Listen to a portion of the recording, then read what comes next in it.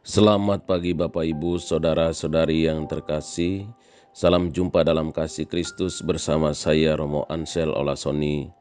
Dalam renungan harian Kamis tanggal 3 November 2022, Pekan Biasa ke-31. Ayat emas pilihan kita pada hari ini dari Injil Lukas bab 15 ayat 10. Yesus berkata kepada orang banyak, "Aku berkata kepadamu, demikian juga akan ada sukacita pada malaikat Allah karena satu orang berdosa yang bertobat." Persahabatan Yesus dengan para pendosa sangat tulus, sebab untuk merekalah Yesus hadir. Dia mau mengangkat kembali mereka dari lumpur dosa. Pendosa yang bertobat itu patut disyukuri, sebagaimana ada pesta di dalam surga karena satu orang berdosa yang bertobat. Aneh bila orang tidak senang kalau ada orang yang berubah, atau orang tidak senang kalau orang lain senang. Itu hanya terjadi pada orang yang tidak menaruh kasih kepada sesama. Kita tidak dapat menghindar dari kritik. Apapun yang kita lakukan bisa mengundang kritik. Entahkah itu kritik yang membangun atau yang menjatuhkan. Bahkan jika kita diam sekalipun, pasti akan ada kritik yang terlontar. Tidak heran jika kritik dapat mengubah orang menjadi baik, walau tidak sedikit juga yang berakibat buruk pada seseorang. Pada waktu itu Yesus dikritik oleh orang Farisi dan ahli Taurat karena ia menerima orang-orang berdosa dan makan bersama-sama dengan mereka.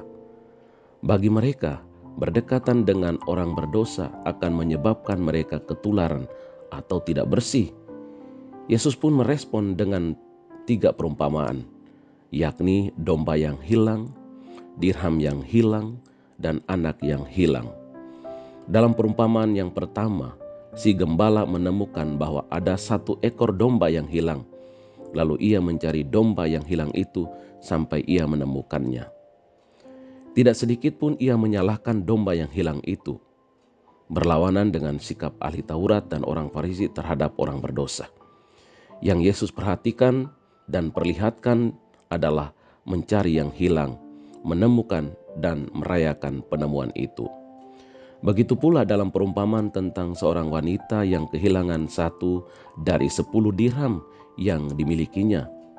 Begitu berharganya dirham itu, sehingga ia harus bersusah payah mencarinya sampai akhirnya menemukannya. Begitu gembiranya, hingga ia mengajak sahabat dan tetangganya untuk merayakan penemuan itu. Kedua perumpamaan ini memperlihatkan bahwa Allah adalah Bapa yang aktif mencari orang yang hilang dan bersukacita ketika mereka ditemukan.